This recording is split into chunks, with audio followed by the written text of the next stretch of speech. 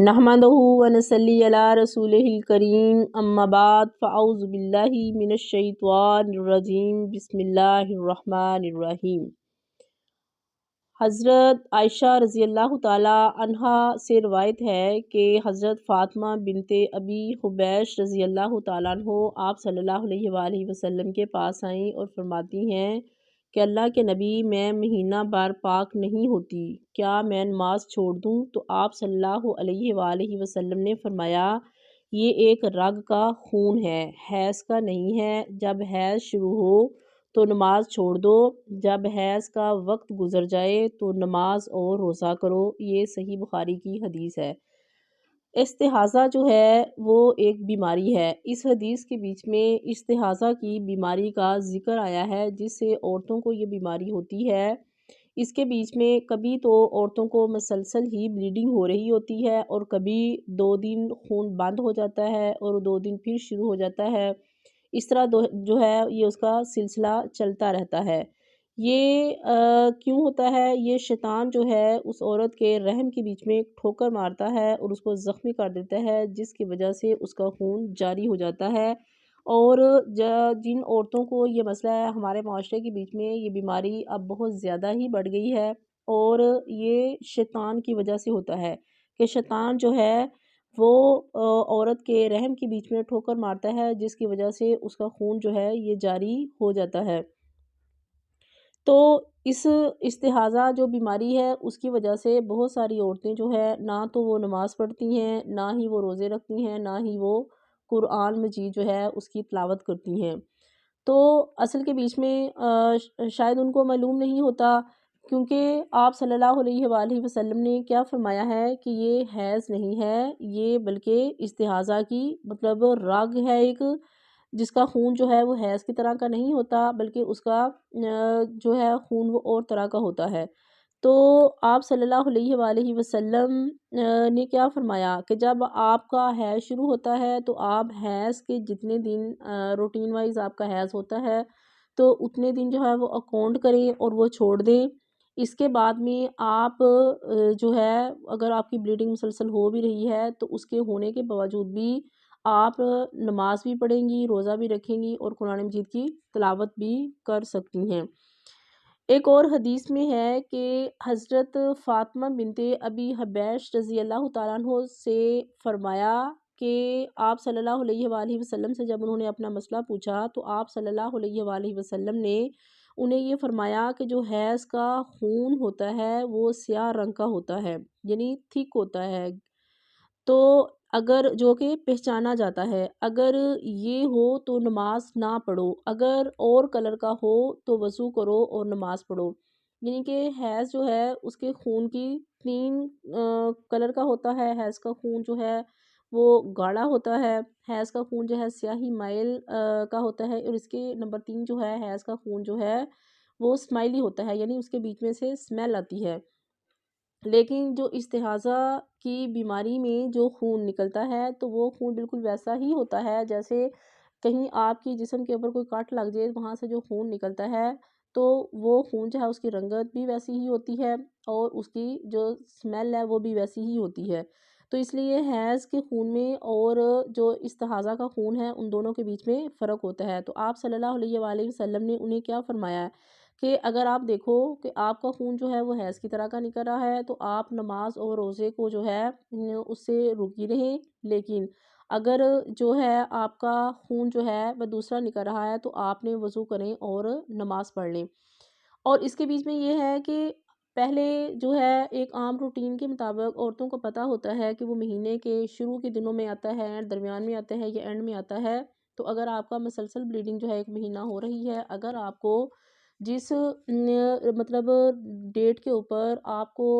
حیض جو ہے وہ آتا ہے تو آپ وہی والے دن جو ہے جتنا آپ کو پہلے عام روٹین میں آتا ہے تو وہی والے دن آپ کاؤنٹ کریں گی، اور کاؤنٹ کرنے کے بعد جو ہے ان دنوں کو چھوڑ دیں گی۔ حیض والے دنوں کے بیچ میں وہ شمار ہوں گے، جو باقی دن ہوں گے تو وہ یہ استحاضہ کی بیماری میں آ جائیں گے، اور پھر آپ جو ہے نماز اور روزہ کر سکتی ہیں۔ دوسرا ایک یہ بھی مسئلہ ہے کہ بعض دفعہ مطلب بیماری کی وجہ سے عورتوں کو پتہ نہیں چل سکتا، تو پھر کیا ہوگا کہ آپ کے خاندان میں عورتوں کو جس حساب سے آتی ہیں تو ان دنوں کو کاؤنٹ کیا جائے گا، یا پھر خون کی وجہ سے جو ہے فرق کر کے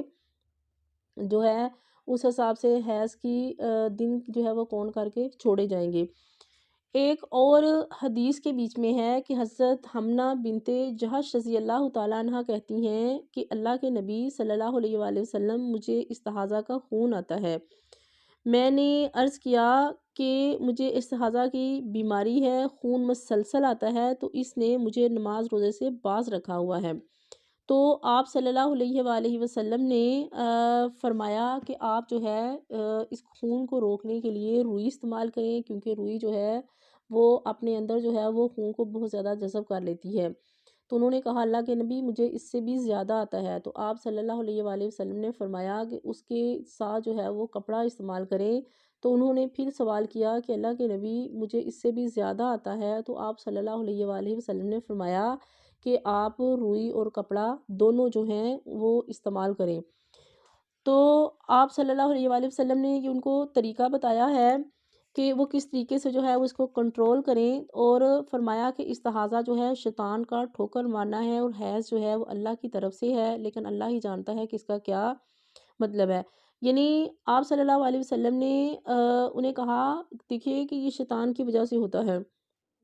اور اس کا بھی مسئلہ یہ ہے کہ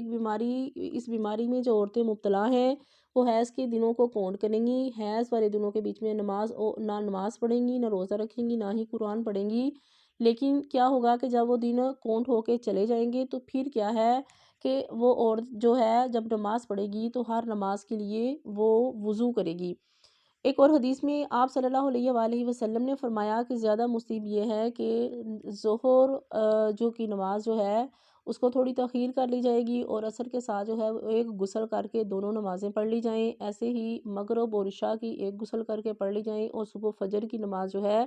وہ بھی ایک غسل کر کے پڑھ لی جائے نماز۔ تو یہ آپ صلی اللہ علیہ وسلم نے زیادہ پسندیدہ اسے قرار دیا ہے وضو کرنے کی نسبت۔ نہیں اگر غسل نہیں کر سکتی تو وہ ہر نماز کے لیے جو ہے وہ فریش وضو کریں گی، اور اس کے بعد جو ہے وہ نماز جو ہے وہ ادا کریں گی۔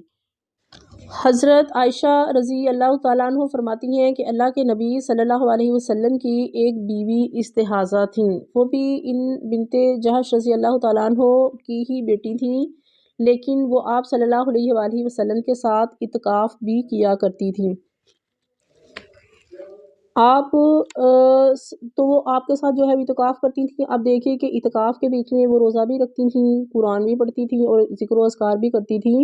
تو ان ساری احادیثوں سے جو ہے وہ ایک چیز ثابت ہو رہی ہے کہ اس حالت کے بیچ میں جو ہے عورت کو نماز روزہ نہیں چھوڑنا چاہیے، ذکر و اذکار نہیں چھوڑنا چاہیے، بلکہ یہ ایک بیماری ہے جو کہ اللہ تعالیٰ کی طرف سے ہے۔ تو ہمیں چاہیے کہ جن عورتوں کو یہ مسئلہ ہو، ان تک بہت ساری عورتوں کو جو ہے اس چیز کا علم نہیں ہے، جس کی وجہ سے جو ہے وہ سال ہر سال بھی نمازیں نہیں پڑھتی، کیونکہ وہ اس بیماری کا شکار ہوتی ہیں، تو ان کو یہ پرابلم ہوتا ہے۔ تو ہمیں چاہیے کہ اس طرح کی معلومات جو ہے ان سب لوگوں تک پہنچائیں جن کو یہ مسئلہ ہے، تاکہ وہ اپنا وقت ضائع نہ کریں، اپنے روزے جو ہیں وہ قضا نہ کریں، اور اپنی نمازیں نہ چھوڑیں، بلکہ اگر وہ ایسا کرتی ہیں تو ان کو ایک روزوں کی بھی قضا دینی پڑے گی، اور نمازیں جو ہے اس کی بھی قضا دینی پڑے گی۔ اور وہ اب جو قرآن کا مسئلہ ہے، تو جیسے نماز کے لیے جو ہے وہ وضو کرنا ہے، تو ایسے ہی بالکل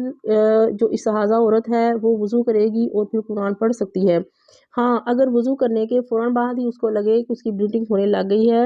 تو بھی کوئی مسئلہ نہیں ہے، وہ تسلی کے ساتھ جو ہے وہ قرآن پڑھیں گی، اور اس کے بعد جو ہے دوبارہ سے اگر اس نے ایک وقت میں مطلب بیٹھ کے وہ جتنا قرآن پڑھ سکتی ہیں پڑھیں گی، لیکن دوبارہ جب وہ اٹھ جائیں گی تو دوبارہ پھر پڑھنے کے لیے ان کو وضو کرنا پڑے گا۔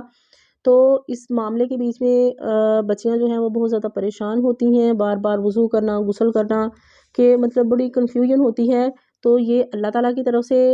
سب کچھ ہے، کیونکہ اللہ تعالیٰ نے جو شیطان جو ہے ایک جن کی شکل کے بیچ میں جو ہے انسان کے خون میں چلتا ہے، تو جب یہ کسی بھی عورت کے رحم میں ٹھوکر مارتا ہے تو اس سے یہ بلیڈنگ شروع ہو جاتی ہے۔ تو ہمیں ذکر و اذکار کرنے چاہیے، اور